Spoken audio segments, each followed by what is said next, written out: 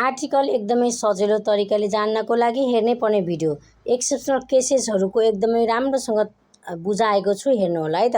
मात्र 3वटा प्रश्न ल्याएको छु जुन हजुरहरूले हेर्नुपर्ने छ, जान्नुपर्ने छ र सिक्नुपर्ने छ। ध्यान दिएर सुन्नु होला, भिडियो अन्त्यसम्म हेर्नु होला।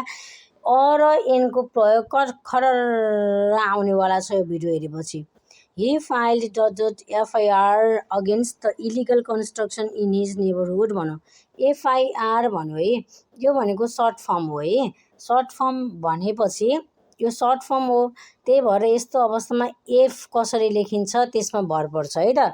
यसको आन्सर के हुन्छ भन्ने कुरा है।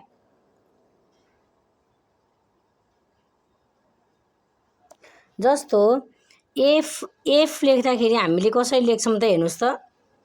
एफ है, एफ भनेर लेख्छौँ नेपालीमा, हो के न। यो अ आ इ को यो ए हो के, बुझ्नुभयो नि। यो यसरी लेखिँदैन, एफ भनेर लेखिँदैन, बुझ्नुभयो नि। यो यसरी लेखिन्छ। त्यही भएर यसको आन्सर के हुन्छ त। एफ भनेको कन्सोनेन्ट साउन्ड हो। यसो हेर्नुहुन्छ हजुरले, यो त कन्सोनेन्ट लेटर हो, त्यही भएर यसको त आन्सर त अ हुन्छ भनेर अ लगाइदिनुहुन्छ क्या, बढी जान्ने पल्टेर है। तर त्यो त्यतिखेर के हुन्छ, गलत हुन्छ।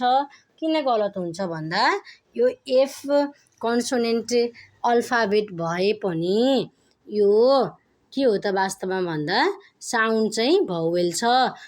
एफ यो वाला एफको प्रयोग भएको छ, यो वाला एफको प्रयोग भएको छ, त्यही भएर चाहिँ यसमा के हुन्छ त आन्सर एन हुन्छ है त।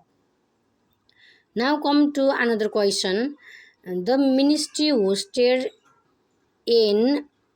Hosted the European delegation yesterday भनौँ है। अब युरोपियन देख्नुहुन्छ हजुरहरूले है, अनि युरोपियन देखेपछि हजुरहरूलाई के लाग्छ भन्दा चाहिँ ईबाट सुरु भएको छ। ई भनेको त के हो त, ए ई आई ओ युको ई आयो, अब एन हुन्छ भनेर लाउनुहुन्छ। अनि यहीँनिर यो के हुन्छ, गलत हुन्छ। अब हजुरले के बुझ्नुपर्छ भन्दा यु हामीले कसरी लेख्छौँ नेपालीमा, ल हेर्नुहोस् त। युरोपियन भनेर लेखिन्छ। मैले हजुरलाई फेरि भन्न चाहेँ, युरोपियन भनेर लेखिन्छ। अनि अ आ इ उ ए अम यिनीहरू छ नि, योबाट सुरु भएको छ। यो यु होइन, यो त क का किकु क ख ग घमा आउने यु हो यो त। अनि यस्तो अवस्थामा अब हामीले एन लगाएर हुन्छ, हुँदैन। यो त यो भावेल हो त, अब हुँदै होइन। लेख्दाखेरि त हामीले यसरी लेख्छौँ, त्यही भएर यो त भावेल होइन रहन्छ।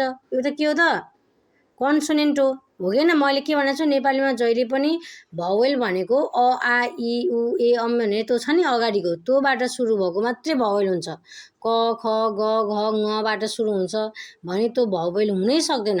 त्यही भएर के हो, के भयो त यसको आन्सर के भयो त भन्नुहोस् त। एन हो त, होइन। के हो त अब यसको आन्सर, ल भन्नुहोस् त। यसको आन्सर हुन्छ अ हुन्छ है। अ किन भयो भन्ने कुरा बुझिहाल्नु भयो है। अब अर्को आउँछ हेर्नुहोस् त, अर्को 3 मा आउनुहोस्। It was dot one sided decision made by the committee भन्यो है। अब यसमा के हुन्छ भन्दा चाहिँ वान साइडेडलाई हेर्नु पर्यो है। वान साइडेड लेख्दाखेरि वान भन्दाखेरि यस्तो लेखिन्छ होइन, वान भनेर यसरी लेखिन्छ। अब यो भनेको अ आ इ उ ए अम अह इन, यसमा छ यो वा छैन। यो त क ख ग घमा छ, त्यही भएर यो के हो त कन्सोनेन्ट हो। यो वा ओबाट सुरु भयो, त्यही भएर एन लगाइदिन्छु भनेर मिल्दैन। त्यही भएर आन्सर के भयो त, बी भयो, अ भयो।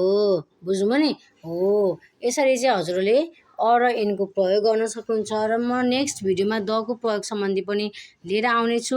त्यतिन्जेलसम्म मलाई साथ दिनुहोला र हजुरहरूले यो एकदमै धेरै साथ दिइराख्नु भएको छ होइन। त्यसको लागि धेरै धेरै धन्यवाद भन्न चाहन्छु र यस्तै मलाई साथ दिनुहोला भन्न चाहेँ। Thank you.